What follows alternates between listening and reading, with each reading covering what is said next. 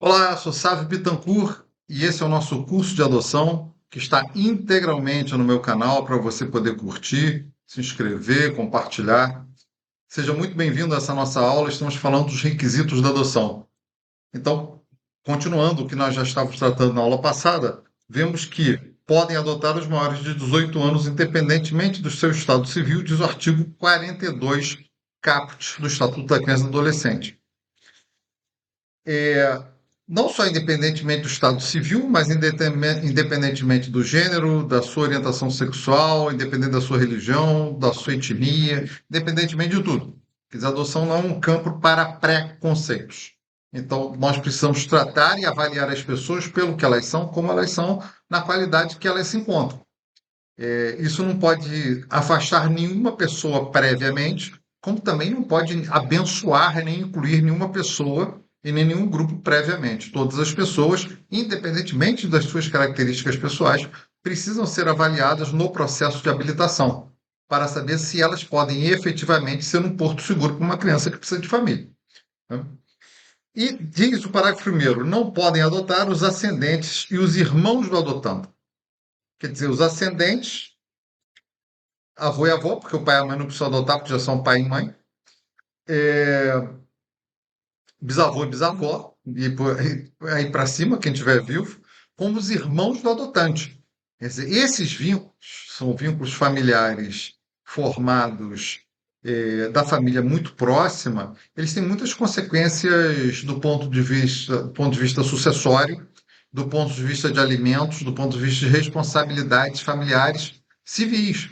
Isso faz com que a adoção de uma criança por parte dos avós, por parte dos irmãos, cria uma grande confusão jurídica em relação a todo esse corpo familiar. Então, portanto, a regra é que essa adoção não deve ser deferida, a não ser nas hipóteses absolutamente excepcionais em que o exercício da paternidade tenha sido dado por uma dessas pessoas. E que naquele caso concreto esse exercício seja tão bom e tão profícuo para a criança que deu na criança o estado de filiação, o estado de filho, emocional de filho, para que essa criança seja efetivamente adotada. Portanto, deve-se evitar essa solução da adoção por avós e por irmãos, e em 99,9% dos casos, para não haver burla a questões sucessórias, a questões de dívidas, a questões previdenciárias. Não se trata de uma facilidade que a lei criou para fazer tábua rasa de uma norma proibitiva. Essa norma proibitiva tem uma razão legal. E no momento em que o judiciário deixa de aplicar as normas proibitivas que são criadas pelo Poder Legislativo, nós estamos dizendo que essa norma é inconstitucional. Então, ela pode ser circunstancialmente inconstitucional quando, naquele caso concreto, ela representar o pior para a criança. Mas não o pior do ponto de vista previdenciário, do ponto de vista sucessório. É o pior do ponto de vista socioemocional familiar na condição de filho, que deve ser adquirida, no caso concreto, de uma forma muito especial para que essa regra seja interpretada conforme a Constituição para ser excepcionada, porque ela não prevê uma exceção concreta, né? A exceção é criada jurisprudencialmente justamente nessas hipóteses mais, digamos, raras, excepcionais, como o nome diz, né?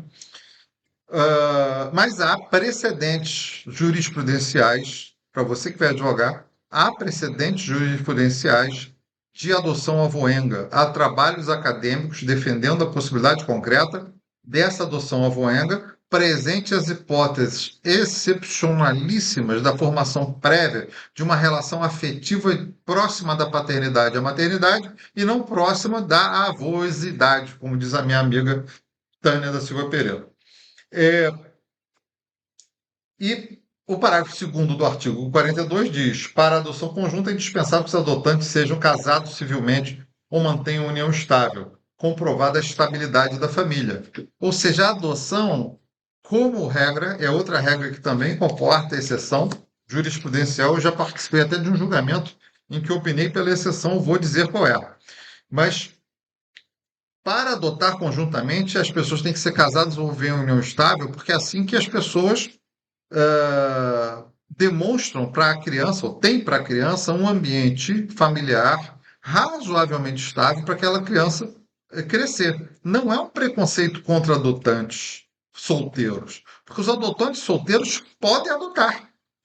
Ninguém está dizendo, qualquer pessoa, independentemente do estado civil, pode adotar. Mas para adotar conjuntamente, você não vai adotar uma criança, você e sua irmã vão adotar uma criança porque você quer fazer caridade. Você tem que ter mais ou menos o que tem uma família biológica, que seriam pessoas casadas ou que vivem em união estável. Você vai dizer, bom, mas a pessoa pode ser pai de um filho e não manter nenhuma relação com o outro pai ou mãe. Ou seja, as pessoas podem ser solteiras entre si, terem tido uma relação fortuita, daí nascer um filho e não se ter efetivamente uma convivência familiar. Mas isso não é o ideal para a criança. O ideal para a criança, segundo a lei, é que tenha convivência familiar. Isso não é caretice, é simplesmente algo que quer garantir que aquelas pessoas tenham algum tipo de estabilidade emocional que é indiciada pelo fato de elas terem um relacionamento longevo, de união estável ou de casamento. Então, para a adoção conjunta, a regra é que as pessoas devem ser casadas entre si, e isso é outra regra que precisa ser cumprida. Mas há exceções, né? Eu lembro do caso concreto, julgado no Tribunal de Justiça do Rio de Janeiro, onde um tio passou a morar com a sua sobrinha. A sobrinha era estava precisando de ajuda, passou a viver com seu tio. Seu tio era perdão, o mantenedor da casa, e essa sobrinha tinha um filho que não tinha pai registral. Com a convivência desse trio, e veja, o tio não tinha relação amorosa entre homem e mulher com essa sobrinha. Ele era apenas tio. Ele era tio porque a sobrinha era filha da irmã dele. Então ele acolhe a sobrinha em casa, moram juntos, convivem, são amigos, são tio e sobrinha, se relacionam como tio e sobrinha, mas durante 5, 6 anos, aquele tio, ele é a presença paterna para o filho da sobrinha. E ele despende um grande tempo sendo o provedor da casa, levando o garoto para jogar futebol, levando o garoto para a igreja, convivendo com o garoto, a ponto de ser uma paixão tão grande que o garoto passa a chamá-lo de pai. E nesse momento que o garoto passa a identificar nessa figura masculina o pai dele, socioafetivo, o tio comparece à vara da infância e juventude e diz: Eu quero adotar. E essa adoção, o Ministério Público, em primeira instância, resolve fazer uma manifestação dizendo: não, não pode, porque é uma regra que do 42, parágrafo 2º do ECA, que proíbe pessoas que não tenham uma união estável ou o casamento adotarem conjuntamente. E ele é tio da mãe do garoto, ele não é nem companheiro dela, nem marido dela. Então, portanto, ele não pode adotar, porque ele adotaria conjuntamente com ela.